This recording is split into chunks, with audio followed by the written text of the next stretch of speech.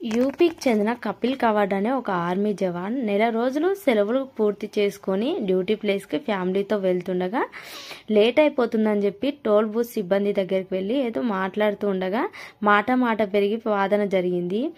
ఆ ఆర్మీ జవాన్ని మాత్రం పోలికి కట్టేసి కర్రలతో అయితే బాగా కొట్టారు. ఇంకా వాళ్ళ ఫ్యామిలీ వాళ్ళు కంప్లైంట్ ఇవ్వడం వల్ల వాళ్ళని మాత్రం అరెస్ట్ చేశారు. ఇంకా సెంట్రల్ గవర్నమెంట్ ఆఫీసర్ అనే రెస్పెక్ట్ లేదు, సాటి మనిషి అనే మానవత్వం లేదు. మన దేశంలో జవాన్ చనిపోయినప్పుడు మాత్రమే దేశభక్తి పొంగుకొస్తుంది. ఇలాంటి టైంలో ఆ దేశభక్తి అనేది ఎటుపోతుందో మరి.